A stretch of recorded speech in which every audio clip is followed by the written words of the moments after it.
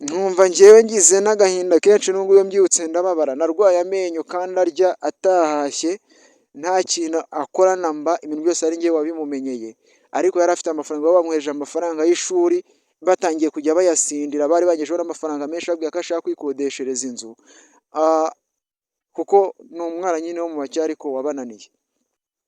Noneho njyewe ndangije ndwara amenyo mbaguza amafaranga inote y'icumi, nakekanyaga ko nijya kwa muganga wenda bari bunce amafaranga, ayo nari mfite mbaga adahagije, ndababwiye nti mungurize itike. Bro, Petit Frere nari mbizi ko nta mafaranga afite, itike ndayibura, mbura itike, umutipe aramubwira ati, umwe w'umunyeshuri arambwira ati, uwo mujama na murumuna we bamenye ibintu byabo, aramenya utamuha amafaranga. Kumbe aragira ngo aya mafaranga atume batayaduha, ahubwo waze kuyiba ayikoreshereza ibintu bye, kuko nawe byari byaramuyobeye. Noneho igihe sasa rero cyaje kugera, buriya nkubwire, iyo Imana igufiteho umugambi, ifite ahantu ibicisha ikagaragaza yuko wowe ibyo abantu bagukekaho cyangwa se uburyo abantu bakubonaho atari ko umeze. Njyewe narwaye ayo menyo, nagize ntya ndayarwara kwa muganga, ngezeyo ikintu komana, reka mbabwire, njyewe iyi Mana hari ibintu ijya ikora, ni ukuri kw'Imana bikadutangaza, nk'uko umuririmbyi yabivuze ngo iby'Imana ikora biradutangaza.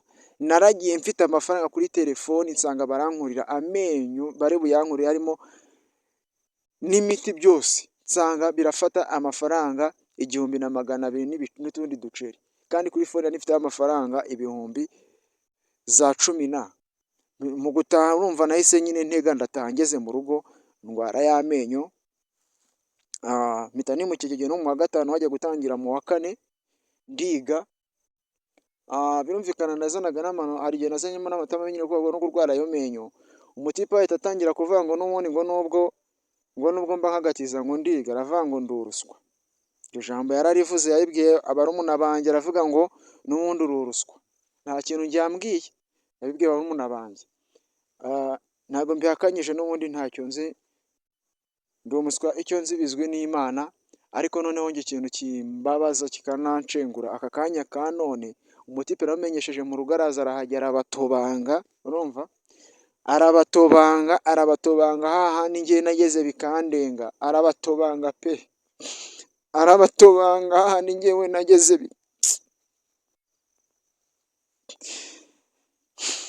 umusaza agura telefone, umujama arabanza arayiba arayirya,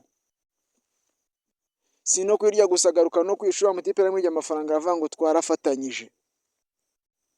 Ubusanzwe ngizaye ndi umukozi w'Imana, ndi umuririmbyi, mba muri kora, ndi umukristo ukijijwe neza, apana niyo nkozi, n'ubundi ndi umunyabyaha, ariko ngenda bizi neza ko iyo ntakijijwe bibabaza Imana yanjye. Umutipe rero yaje kumbabaza gutyo, afata telefone y'umusaza aragenda arayigurisha, ariko akajya agumya ku ishuri akansebya. Master yarabizi n'ubundi nawe ko namufashije, buriya niyo kintu kizima, buriya iyo uri inyangamugayo, yamubwiye ujye uharanira kuba inyangamugayo, ku buryo buri muntu wese azajya kubona akabona yuko uri inyangamugayo, urumva. Ibi bintu nje hano kubibabwira kugira ngo nawe nujya gufasha umuntu ujye ushishoza umenye. Umujama yaraje atangira kwigisha abantu mu kigo byari nari inyangamugayo ku buryo bwose bushoboka. Umujama yaraje ansiga icyasha mu ishuri yigagamo ryo mu wa kane, hari umutipe we warasibiyemo, no aragenda nteranya nawe, umutipe twari inshuti anteranya nabo, ariko buriya kubona inshuti ufite Yesu nta kibazo, ufite Yesu, ufite Imana, umutima wawe ntakikucira urubanza, nta kibazo. Umutipe rero yanteje abantu gutyo, ariko turabana, ndabyihanganira, ariga mu wa kane igihembwe cya mbere, icya kabiri arakiga, icya gatatu kiramunanira arataha. Ariko nta kindi, ni kwa kunywa inzoga kwe, no kunywa amatabi, no kujya mu bagore, no kwiyandarika, mbega n'umuntu ubona utajya umenya ko akuze ngo yiheshe agaciro. Noneho igihe cyaje kugera, noneho ansiga n'icyasha mu kigo, ariko kubera ko bari banzi babitesha agaciro, kuko ndabyibuka neza, hari n'igihe yigeze kuza mu ishuri ryacu yaraye yasinze, n'igihe yamaraga n'iminsi 2 atatashye mu rugo, ariko agasinda, mbega nabo byari byarabayobeye. Ariko aka kanya ka none, nubwo uwo mujama yankoreye nabi, ubaze ahantu bavura uyu mutipe akareka kunywa inzoga, akareka kuko arazinywa agahita amera nk'igihungetwe nyine akaba ikigoryi, ukabona ko nyine nta kintu azimarira. Njyewe ubaye uzi umuntu wavura uyu muntu, wareba muri video zacu zose ntabwo waburaho nimero, cyangwa nanayibabwiye nimero yanjye ni 0782246594. Uyu mutipe nubwo ari umuntu udashobotse atajya amenya ko bamugiye neza, ariko njyewe nubona umuntu wamuvura agakira ubundi yahize akaduca amafaranga, njyewe uwo muntu azanyandikire kuri WhatsApp. Kadukomeze inkuru yacu rero. Umutipe noneho njyewe nyuma yabwo twari twanamwanjuje n'abisabiye mu rugo, barabaye inshuti. Mere agiye no gusura iwabo baramenyana baba inshuti, basanga bari batuye no muri karitsiye imwe n'iz'iwabo baba inshuti. Ariko kuri uyu munsi wa none reka mbabwire ibintu bimaje kungera hehe mu mutwe. Umutipe yaragarutse aza mu rugo ahaca atadusuhuje, igihe kiragera arataha aragenda ajya mu kabari aranywa, anyweye bamuzana mu rugo kandi twe twamwanje yaratashye bitewe n'ibintu byinshi yagiye akora. Sometime nabyibuka ko hari n'igihe yigeze gufata telefoni yanjye yandikira abantu bakora muri Eliminati, ngiye kumva ngo bahamagaye mama nasize telefone, yanashyize muri telefone ye baramuhamagara.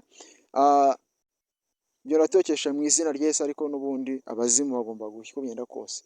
Noneho ikindi, umutipe ni umuntu kabisa uba ushaka sinzi ubundi njye ndi mu bantu iyo mbangamiye mbasha kwihangana cyane ndetse nkanakomeza umutima, kuko nicyo bita kuba umugabo. Ubundi iyo uri umugabo wihanganira ibikugerageza. Ikindi kandi iyo uzi n'Imana ugerageza kuyihesha icyubahiro ndetse ukanayihesha agaciro. Mutipe rero njyewe muri iyi minsi aragaruka, ubu tuvugana arazaza mu rugo yanyweye bamukuramo imyenda, bamukuyemo imyenda ajya aho ngaho.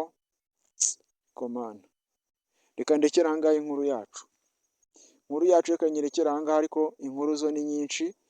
Gusa muri uru rugero kugira ngo tugire aho tuva n'aho tugera, hari ibintu byinshi duhura nabyo. Barabwiye nti mu mateka nujya gufasha umuntu ujye ubanza ushishoze umenye ngo ni uwuhe. Ndabyibuka neza, nawe ibi bintu bishobora kuzakubaho. Ikindi kandi mwa bantu mwe mucuruza, umuntu ajya kwaka ikintu jya ubanza umuhe umwaka amafaranga, urebe ko ayafite. Twese siko tuza kugura ikintu dufite amafaranga, kandi twese siko tuza gufasha. Ubufasha ntabwo hari igihe tubuha abantu batabukeneye, nanjye namenye ko nabahaye umuntu utabukeneye. Kuvuga ngo nk'ubu ngubwo ari ayo mafaranga naguze, ari inifomu byose naguze byapfuye ubusa. Ubu ngubu kwiga yarabiretse, ntiyigeze asoza kubera icyo kibazo, ariko nubwo yangiriye nabi, ni ukuri waba nkoreye Imana yazakwitura ugahamagara ukavuga ngo Ayokamu TV, ukatwandikira ukatubwira ngo runaka nabonye ahantu runaka yakivuza agakira, ndetse ukanama n'abantu nka bangahe bagiyeyo bakivuza agakira. Njyewe ndabizeza wowe n'abantu bishoboye bazagufasha, nawe bazakugirira neza, kandi ntabwo bazigera bakwibagirwa. Rero inkuru yacu naho ubutaha tuba ducumbikiye aha ngaha, ntabwo mu buzima dushyiraho tuvuga ngo turasoje, ahubwo njyewe inkuru yanjye iyo nyisoje kiraho kama, babyita kuruhuka. Njyewe ntabwo mba nsoje. Ubu ni Izayi w'Abanyarwanda, umusore w'umukire, umuherwe, magagari, ingagari, umukire, umwana wagafashe nkiri mutoya, umwana w'inyangamugayo, umwana uharanira kwiteza imbere, umwana ubundi karitsiye banyita umuherwe. Ndi umwana witeje imbere, ndi umwana umeze neza. Ikindi kandi ubaye ushaka inkwavu, twandikire ubundi tuzikugezeho. Upfa kuba gusa uri kugira ngo twagira ubushobozi bwo kuba twajya mu kandi karere, ariko uri muri Gatsibo, twandikire twe tukugeraho. Ciao ciao.